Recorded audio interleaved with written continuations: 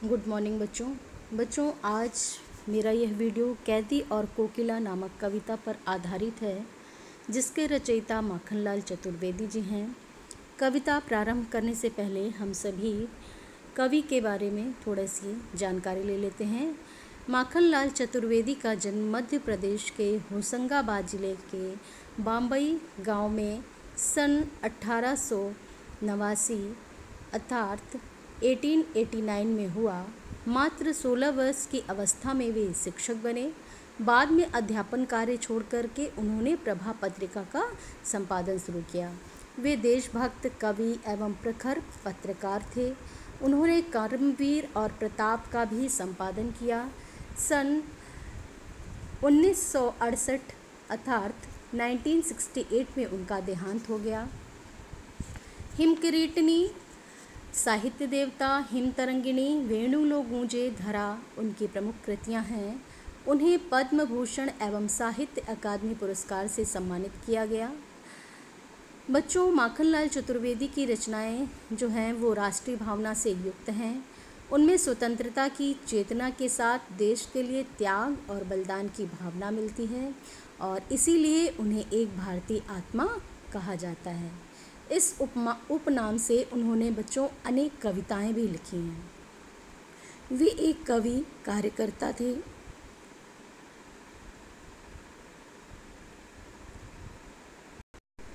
वे एक कवि कार्यकर्ता थे और स्वाधीनता आंदोलन के दौरान कई बार जेल गए। उन्होंने भक्ति, प्रेम और प्रकृति संबंधी कविताएं भी लिखी। चतुर्वेदी जी की कविता में शिल्प की तुलना में भाव को अधिक महत्व देते हैं। उन्होंने परंपरागत छंदबद्धता एवं तत्सम शब्दावली के स्थान पर बोलचाल की भाषा के साथ साथ उर्दू फारसी के शब्दों का भी प्रयोग किया है। और माखनलाल चतुर्वेदी जी बच्चों वे पहले व्यक्ति थे जिन्होंने 1920 के असहयोग आंदोलन में तथा 1930 के सविनय अवज्ञा आंदोलन में अपनी गिरफ्तारी देने वाले सबसे पहले व्यक्ति थे। चलिए अब हम कविता के बारे में थोड़ी सी जानकारी ले लेते हैं। ब्रितानी उपनिवेशवाद के शोषण तंत्र का बारीक विश्लेषण करती कैदी और कोकिला कविता बहुत ही लोकप्रिय रही है। यह कविता भारतीय स्वाधीनता सेनानियों के साथ जेल में किए गए दुर्व्यवहारों और यातनाओं का मार्मिक साक्ष्य प्रस्तुत करती है, अर्थात ये सबूत के रूप में है कि उस समय क्या व्यवहार होता था हमारे स्वतंत्रता सेनानियों के साथ में। ये उसका एक सबूत पेश करती है, ये गवाह है कविता। कवि जेल में एकाकी और उदास है। कवि से अपने मन का दुख कोकिल से जो कवि है वो अपने मन का दुख, असंतोष और ब्रितानी शासन के प्रति अपने आक्रोश को व्यक्त करते हुए ये कहता है कि यह समय मधुर गीत गाने का नहीं बल्कि मुक्ति का गीत सुनाने का है। कवि को लगता है कि कोयल भी पूरे देश को एक कारागार के रूप में देखने लगी है, इसलिए अर्धरात्रि में चीख उठी है। यानी कवि जो है अनुमान लगाते हैं कि कोयल आधी रात में चीख उठी है तो उसका कोई ना कोई कारण ज़रूर होगा। शायद उसको भी ये पूरा देश एक जेल है और वह वहाँ उस जेल में कारागार में बंदी है, इसलिए वो अर्धरात्रि को चीख उठी है। अर्धरात्रि में पक्षी वगैरह बच्चों सामान्यतः जो है वो आवाज़ नहीं करते हैं, लेकिन चूँकि कोयल अर्धरात्रि में यानी आधी रात को बोल उठी है, कूक उठी है, तो लेखक जो है विभिन्न प्रकार के अनुमान लगा रहा है। चलिए कविता प्रारंभ करते हैं। कविता की प्रथम पंक्तियां हैं, क्या गाती हूँ। कविता का शीर्षक है कैदी और कोकिला। क्या गाती हो, क्या क्यों रह जाती हो। कवि माखनलाल चतुर्वेदी जी जेल में बंद हैं और जब वो कोयल की आवाज़ सुनते हैं तो कहते हैं कि हे कोयल, तुम इस अर्धरात्रि में क्या गाती हो, क्यों रह जाती हो। रह जाती हो यानी रुक क्यों जाती हो, तुम गाते गाते रुक क्यों जाती हो। कोकिल बोलो तो क्या लाती हो, यानी कभी अनुमान लगा रहे हैं, कयास लगा रहे हैं कि शायद कुछ ले करके आई है तभी वो बोल रही है, तो इसलिए वो प्रश्न करते हैं कोयल से कि तुम क्या लाती हो, संदेश किसका है, क्या तुम कोई संदेश लेकर के आई हो, यदि तुम कोई संदेश लाई हो तो वो संदेश किसका है। कोकिल बोलो तो, कोकिल बताओ तो तुम किसका संदेश लाई हो, क्या तुम किसी स्वतंत्रता सेनानी का संदेश लेकर के आई हो जो आधी रात में तुम बोलने को मजबूर हो। कोकिल बोलो तो। ऊंची काली दीवारों के घेरे में, डाकू चोरों बटमारों के डेरे में।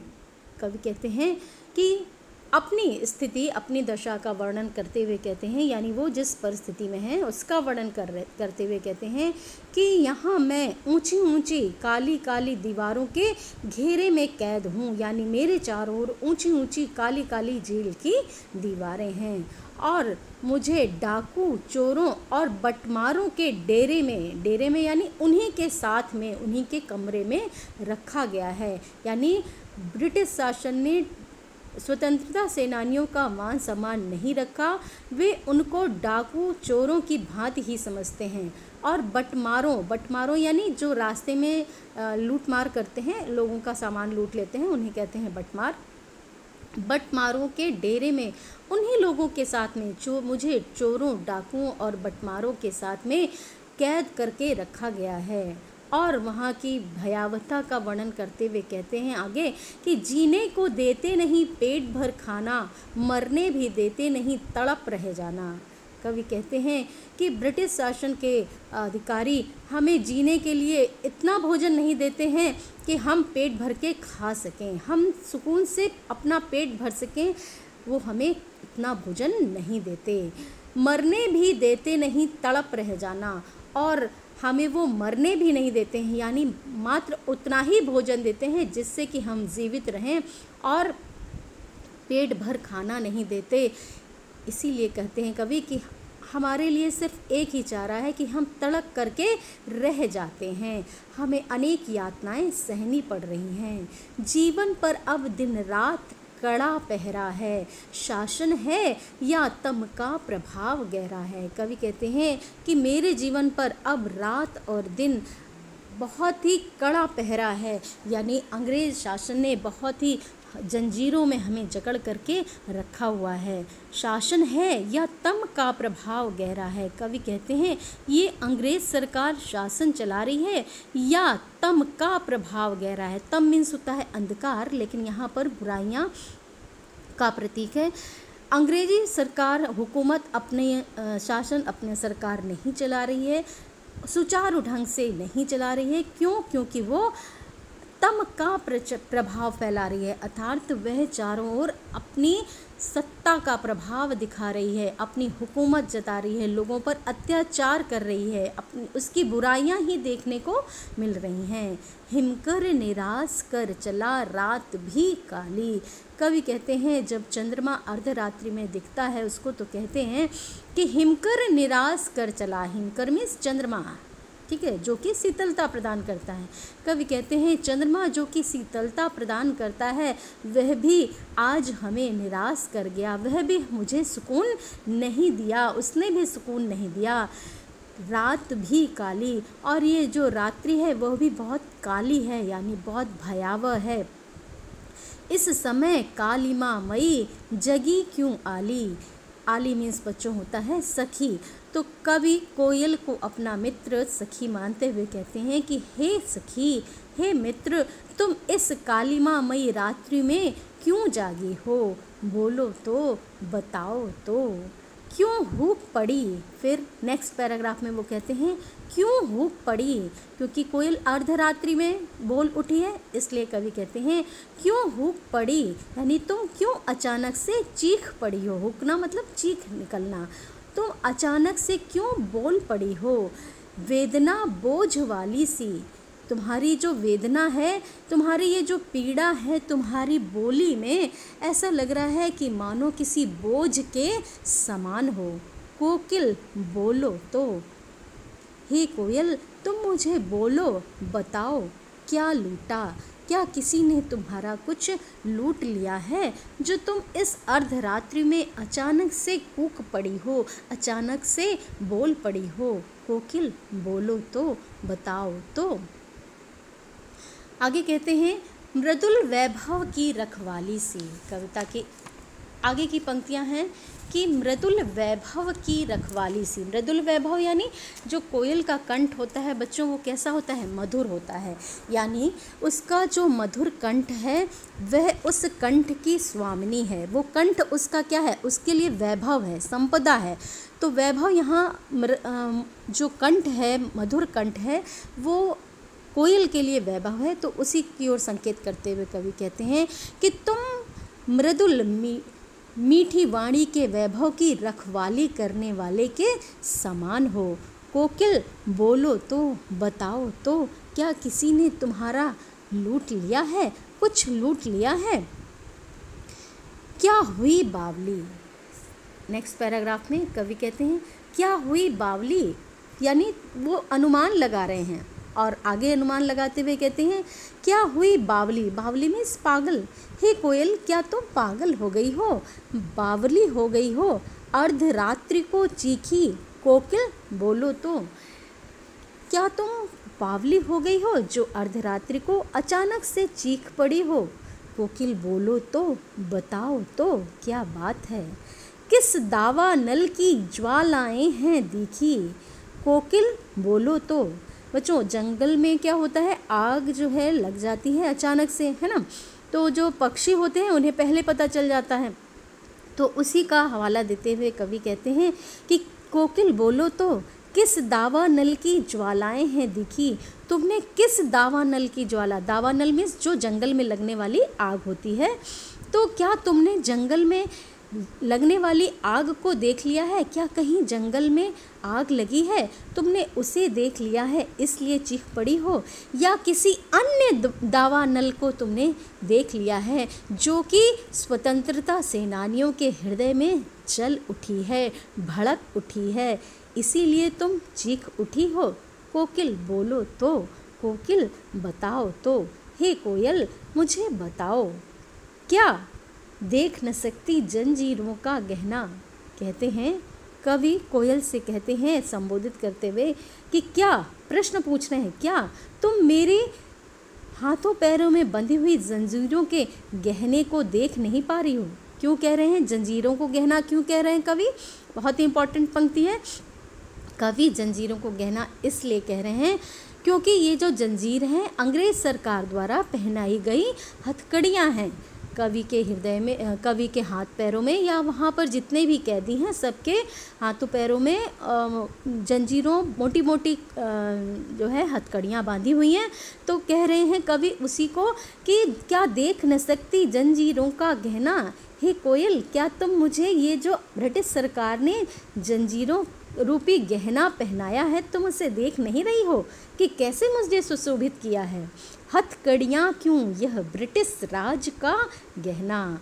और ये हथकड़ियाँ नहीं हैं, ये हथकड़ियाँ मैं उसे क्यों कहूँ? मैं इसे हथकड़ियाँ नहीं कहूँगा। क्यों? क्योंकि यह ब्रिटिश राज का गहना है। यह ब्रिटिश राज का गहना है, अर्थात अंग्रेज सरकार ने, ब्रिटानिया सरकार ने मुझे यह गहना पहनाया है। अर्थात कवि हथकड़ियों को गहना इसलिए कह रहा है क्योंकि वह जो है स्वतंत्रता सेनानी है और अपने देश के लिए उसने प्रयत्न किया है, उसकी स्वतंत्रता के लिए प्रयत्न किया है, और उसी के परिणाम स्वरूप उसको हथकड़ियाँ लगा दी गई हैं। तो कवि कहते हैं कि ये हथकड़ियाँ चूँकि स्वतंत्रता प्राप्ति के परिणाम स्वरूप मुझे मिली हैं, तो मेरे लिए हथकड़ियाँ नहीं हैं, अपने देश को स्वतंत्र कराने के लिए मुझे ये गहना प्रदान किया है। स्वतंत्र कराने के परिणाम स्वरूप मुझे यह गहना मिला है क्योंकि मैं स्वतंत्रता के लिए प्रयत्नरत हूँ। कोल्हू का चरक चूं जीवन की तान। आगे कवि वर्णन करते हुए कहते हैं कि कोल्हू का चरक चूं, यानी जो कोल्हू है, जिस पर कि जो भी कैदी थे उनसे, कोल्हू एक मशीन होती है जिससे तेल वगैरह निकाला जाता है। तो उसमें क्या होता है, बैलों को लगाया जाता है गांव वगैरह में, ताकि जब बैल घूमते हैं तो उस कोल्हू में मशीन के माध्यम से तेल निकलता है। लेकिन अंग्रेज़ सरकार क्या करती थी कि बैलों के स्थान पर कैदियों को लगा देती थी और उन्हीं के गले में रस्सी बांध करके कोल्हू की मशीन से लगा दिया जाता था और वे घूमते थे, चक्कर काटते थे तो कोल्हू की मशीन चलती थी। और जब बच्चों कोल्हू की मशीन चलती है तो उसमें से आवाज़ आती है, चूं चूं की, चर चर की आवाज़ आती है। तो उसी को यहाँ उन्होंने डिस्क्राइब किया है कि कोल्हू का चरक चूं जीवन की तान। कहते हैं कि हम जिस कोल्हू से तेल निकालते हैं उसमें से जो आवाज़ निकलती है चरक चूं की, वो हमारे लिए कष्टकारी नहीं है बल्कि हमारे लिए जीवन की मधुर तान के समान है।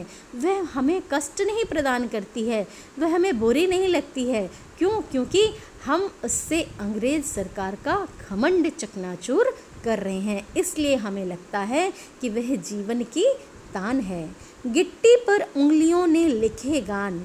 और इस पंक्ति के माध्यम से कवि यह बता रहे हैं कि हमसे यहाँ जेल में गिट्टियाँ तोड़वाई जाती हैं और कहते हैं कि हम गिट्टियाँ तोड़ते हुए गीत गाते हैं। यानी हमारी उंगलियाँ जब चलती हैं गिट्टियों को तोड़ते हुए तो हम जैसे गीत गा रहे हों उस लय ताल में गिट्टियाँ तोड़ते हैं। हूँ मोट खींचता लगा पेट पर जुआ। मोट मीन्स होता है चमड़े का थैला बड़ा सा, जिसमें कि पानी जिसके माध्यम से खींचा जाता है। तो हूँ मोट खींचता लगा पेट पर जुआ। मैं अपने पेट पर, जुआ होता है हल्का एक कोना तिकोना वाला भाग, जिसमें जो है ये मोटा सा बड़ा सा थैला चमड़े का, जिसको कि मोट कहते हैं, वो बांध दिया जाता है एक साइड में और फिर उससे कुएं से जो है पानी खींचा जाता है। चूँकि वो चमड़े का मोट होता है, थैला होता है, तो एक तो वो वैसे ही भारी होता है और उसमें जब कुएं का पानी भर जाता है तो वो बहुत भारी हो जाता है। और जब कैदी लोग, जितने भी स्वतंत्रता सेनानी या अन्य कैदी थे, जब उसे खींचते थे, अंग्रेज़ सरकार जो उससे पानी खिंचवाती थी तो बहुत भारी पड़ता था और उनकी जान निकल जाती थी उसको खींचने में। तो कह रहे हैं लेकिन फिर भी उन्हें कष्ट नहीं है। कवि कहते हैं कि हूँ मोट खींचता लगा पेट पर जुआ। मैं अपने पेट पर हल्का जुआ लगा करके मोट से कुएं से पानी खींचता हूँ और यह महसूस करता हूँ कि, आगे की पंक्तियों में देखिएगा क्या कहते हैं, खाली करता हूँ ब्रिटिश अकड़ का कुआं। ऐसा महसूस करता हूँ कि मैं मोट के माध्यम से कुएं से पानी नहीं बल्कि ब्रिटिश की अकड़ का कुआं मैं खाली कर रहा हूँ। मैं कुएं से पानी नहीं खींच रहा हूँ बल्कि ब्रिटिश सरकार की अकड़ का कुआं खाली कर रहा हूँ। दिन में करुणा क्यों जगे रुलाने वाली, इसलिए रात में गजब ढा रही आली। पैराग्राफ की अंतिम पंक्तियों में कवि कहते हैं, पहले अपनी परिस्थिति बताते हैं, अपने जीवन की दशा बताते हैं, अंग्रेज़ सरकार की शासनात्मक कार्यवाही बताते हैं, उनके अत्याचारों का वर्णन करते हुए फिर अंतिम दो पंक्तियों में कहते हैं कि दिन में करुणा क्यों जगे रुलाने वाली। हे कोयल, मुझे लगता है कि तुम यह सोचती होगी कि दिन में मैं कूकूंगी, दिन में मैं बोलूँगी तो करुणा क्यों जगे, लोगों के हृदय में करुणा जागृत नहीं होगी, लोगों के हृदय में करुणा उत्पन्न नहीं होगी। रुलाने वाली, जो उनको रुला दे, यानी मैं दिन में बोलूँगी तो लोगों के हृदय में अपने देश की स्वतंत्रता के लिए, अपने देश के, अपने स्वतंत्रता सेनानियों के लिए करुणा नहीं जागेगी, इसलिए रात में गजब ढा रही आली। कवि कहते हैं कि इसीलिए हे कोयल, तुम रात्रि में गजब ढा रही हो, अर्थात रात्रि में कूक करके तुम अपना संदेशा सभी को, देशवासियों को बता देना चाहती हो कि हमें अंग्रेज़ों से मुक्ति के लिए प्रयत्नरत रहना होगा। इस पेज के अंतिम पैराग्राफ को भी समझ लीजिए। इस शांत समय में अंधकार को भेद रो रही क्यों है, क्यों हो। कवि कहते हैं कि हे कोयल, तुम इस रात्रि के शांतमय वातावरण में और अंधकार को चीरती हुई आवाज़ में क्यों रो रही हो। कोकिल बोलो तो, बताओ तो, चुपचाप मधुर विद्रोह बीज इस भांति बो रही क्यों हो।